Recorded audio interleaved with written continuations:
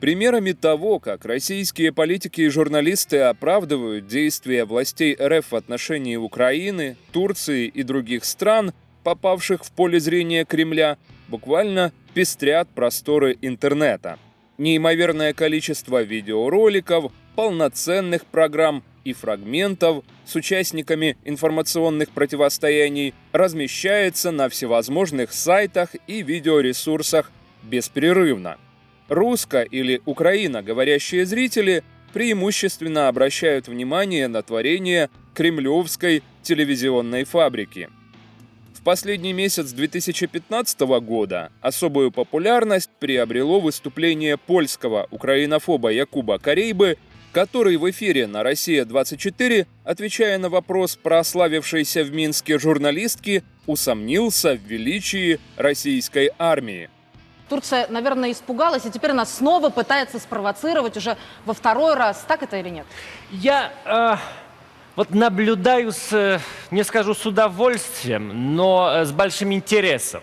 Вот это столкновение, потому что Россия долго глумилась над Европой беззубной, которая ничего не может, там, применяет неэффективные санкции и никак не может ответить. И только когда столкнулась со страной, которая ведет себя по-русски, поняла, что она-то сама тоже ничего не может. Я не знаю, что умеют эти системы в плане военно-техническом, но я знаю, что нужно Турции политически.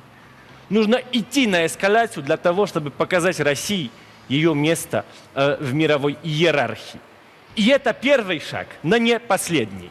Еще пару таких шагов, и Турция перекроет свое воздушное пространство вместе с Украиной, уничтожит Аэрофлот, потом уничтожит Росатом, потому что когда вас выкинут из Турции, никто с Россией не будет заключать контракты, и самое главное, уничтожит Газпром, потому что построит газопровод из Азербайджана, из Ирана, из Катара, и выкинет Газпром не только из Турции, а из всей Южной Европы.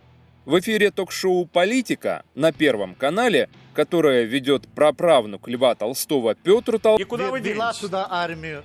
Мы назвали террористами Россию? Это неправильный подход. Здесь... В Крыму был референдум. То же самое я могу сказать. Референдум позже. В Масуле был референдум. Попозже был у вас референдум. Дело в том, что... Операцию по захвату Крыма российские войска начали 20 февраля 2014 года, в то время, когда в Киеве на Майдане Независимости происходили расстрелы митингующих.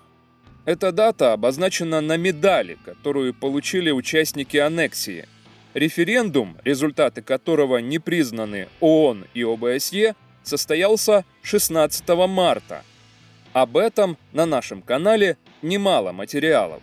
Названные выше случаи высказывания в эфирах федеральных российских СМИ неприятных для кремлевской власти мнений единичны и, как правило, не остаются в памяти большей части зрителей, будучи раздавленными под прессом иной, угодной власти РФ информации. Совершенно иная картина, когда верная кремлевским идеям фигура оказывается на чужом поле, в атмосфере объективной, а не заказной журналистики. Один из недавних случаев – появление в эфире ток-шоу «Лицом к лицу» на канале «Аль-Джазира» российского политолога Натальи Нарочницкой. Одна из самых ярых участниц создания концепции русского мира, доверенное лицо Путина на выборах 2012 года, привыкшая комфортно себя чувствовать в срежиссированных эфирах федеральных телеканалов, на сей раз почувствовала себя в роли добычи. 67-летняя бывшая депутатка Госдумы согласилась на откровенный разговор с 36-летним британским журналистом Мехди Асаном. Такого позора Нарочницкая и вся кремлевская братья давно не испытывала. Вся программа длится 47 минут, но мы для вас выбрали ключевые ее моменты, демонстрирующие весьма интересные особенности мышления тех, для кого действия российской власти кажутся логическими и оправданными с точки зрения международного права.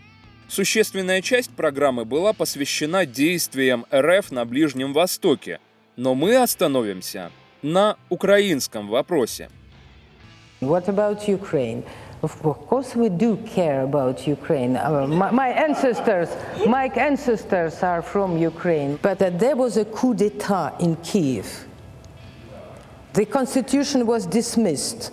Even the mandate of president went to the Speaker of Parliament, whether under constitution it should go to the Prime Minister. The Constitutional Court was dismissed. Let's assume there was a coup d'etat. There's a division of opinion on that, of course, whether it was a coup or not. Crimea was taken by the Russians, annexed in violation of international law, most lawyers would argue. Crimea the has UN a General Assembly. referendum. And Why do you think 100 countries at the UN condemned the annexation of Crimea? 100. Only 11 countries voted with Russia. Why do you think that is?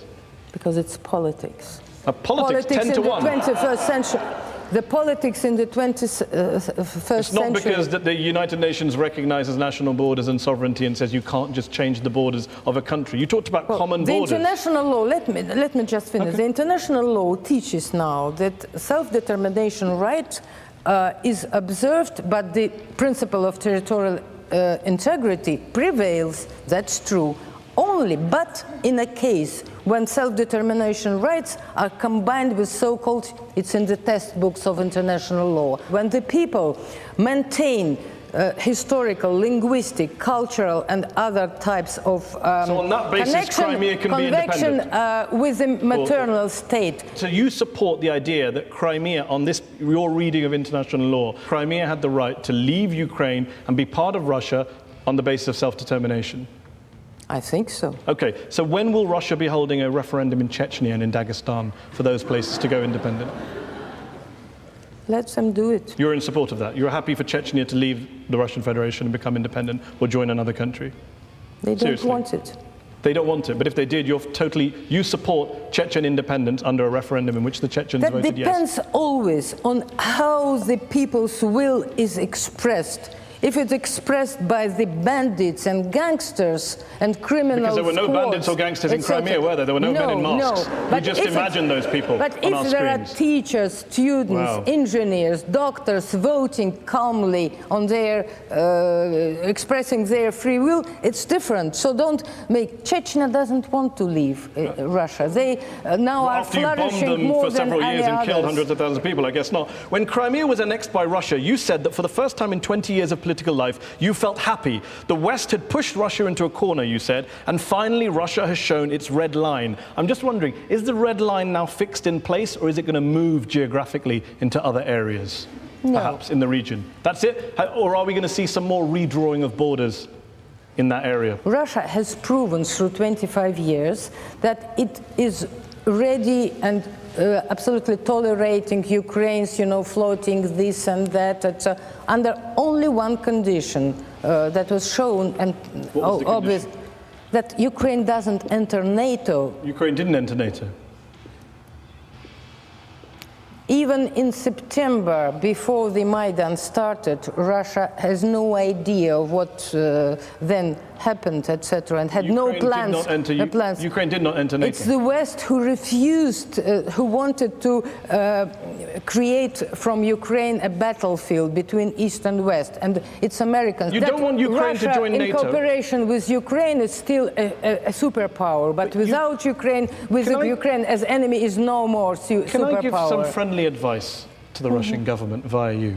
If you don't want your neighbor to join a military alliance, best not to invade and occupy part of that country, because the first thing they want to do is join a military alliance. Very good. Why are you so on the side of NATO? On the I'm Americans? on the side of NATO. Yes, of course. Maybe you you should watch the show I did with the former head of NATO, where I put all these arguments to. In eastern Ukraine, are there Russian forces in eastern Ukraine? Not Russian forces. Separate Russians, yes, but not Russian forces. So it's a different legally at all. So when a Russian... do you mean there are, squads on parts of the army with tanks crossing? Exactly what I'm asking. No. Okay, so when a Russian special forces soldier, Dmitry Shrapnikov, tells the BBC that he and his fellow troops were in Ukraine, when captured soldier in Ukraine, Alexander Anatolievich, identifies himself as a Russian serviceman in the Russian armed forces, what were they doing there? Sightseeing? Taking a tour? It is denied. It is denied by officials. Do you agree with them? I quite agree, but I believe that there are some Russian soldiers, of course, and officers. I don't deny that. But legally, every country, when it's helping the situation according to the interest and according to the appeal, they do it legally correct. But it's not illegal for Russian soldiers to be in Ukraine, under any reading of international law. Was it legal for American specialists in all places where they have been? Was it legal for Americans to be in Iraq? No. Okay, Good. back to the question. Was it illegal? Is it legal for Russian forces to be in Ukraine? There are no forces.